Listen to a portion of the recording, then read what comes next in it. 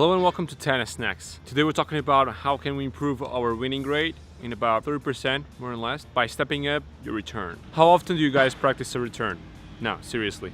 Normally coaches and players focus a lot on the serve, but they don't dive too deep into the quality of the return or even into the technique of the return. And today I want to make sure that we can cover a couple of basic technical steps in order to help you guys achieve a better return and the overall quality of your game, leading to a higher winning rate. The technique of the return and even the style of tennis that we're playing nowadays, it's completely different than a couple of years back. You can see that even Spanish players are starting to return a bit closer to that baseline and not going too far back, the exception being Nadal. So you have two main differences here on the return. You have a return where you try to step in just like Roger does it, Andy Murray, Djokovic, where they're stepping into the court and trying to steal time by going inside the court and try to have that good impact point in front of the body. And you have the other type of return where you're staying a little bit further back so you can achieve a good lock position, and then boom, you can hit the ball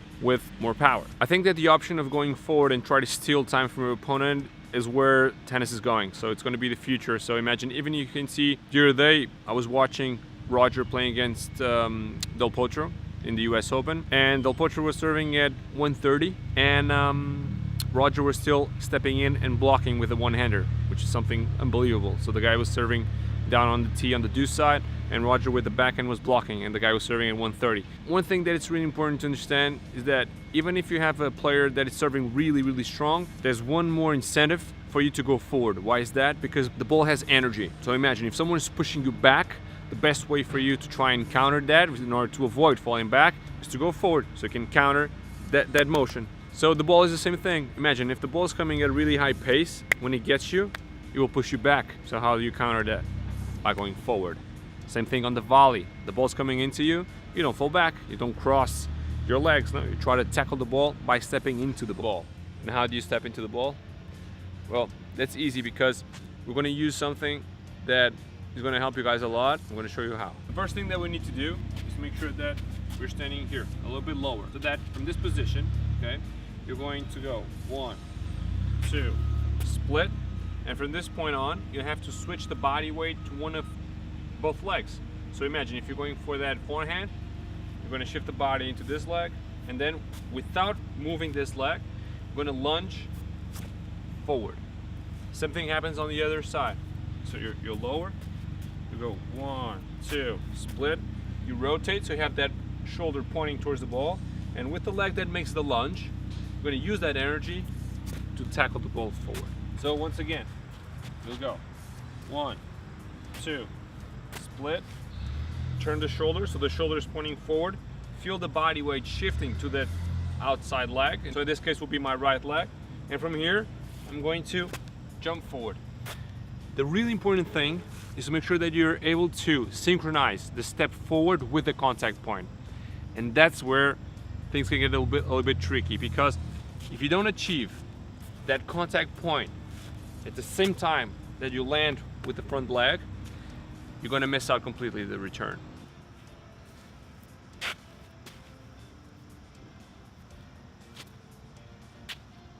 So as you guys can see, if we don't synchronize the step forward with the contact point, you lose that snap return, that snappy return, where you can feel that your body is helping you to push the ball forward by tackling the ball forward, mainly because you're using your body weight in order to avoid going back. We don't want to go back. We want to make sure that with our body weight we can tackle the ball forward by pressuring our opponent, and one of the most important things is that you guys are stealing time from your opponent. So imagine, if you're stealing time from your opponent, it doesn't really matter if the ball it's strong, or what's important here is that the guy is getting off his serve position and he's already receiving the ball. So imagine the guy is finishing the return because you're stepped forward and you blocked it really well, then the guy will fall back because he doesn't have time to set up for the next shot. Some of you might say, oh, okay, but how do I practice that? Well, fear no more. I'm going to give you an example how you guys can practice this with your coach. I put a stripe there, and you guys are going to start behind the stripe. By starting behind the stripe, you're going to make sure that you go 1, 2, split over that stripe, and you're going to tackle the ball forward.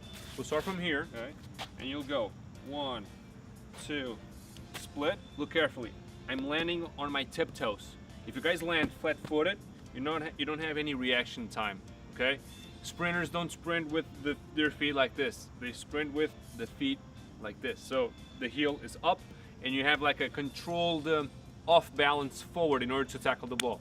So once again, you'll go 1, 2, split, and from here you can have your coach feed the ball, spike the ball against the ground standing in front of you.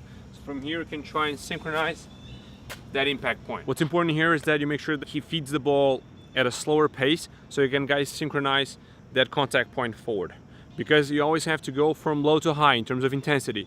So you will start first with a hand feed, and then your coach can go to the other side and start from the service line where he serves towards you, and then he's going to progressively put more and more speed into your shot. Remember, use the energy from the lunge that you do on the split step. So the split step contains energy. When you land on the ground, when you feel your body weight in your quads, that's energy, and that energy you need to use it in order to go forward. One pressure point here is that when you make that split step over the stripe, you don't add any extra steps. Okay, you need to make sure that when you land, you hop forward directly into the contact point, keeping both arms straight and the contact point always in front of the body. If you get the ball too close to the body, you're going to crunch your arm. If you crunch your arm, this is energy that you guys aren't using. Okay, you need to make sure that you use that energy in order to transfer it into the shot. And that's it for today. If you haven't subscribed yet to the channel, make sure to subscribe. And also, if you like the video, make sure to give it a big thumbs up. I really appreciate it, and hope to see you guys soon on the next video. So work on those returns and see that winning rate going up. Once again, thanks for watching, and keep on snacking.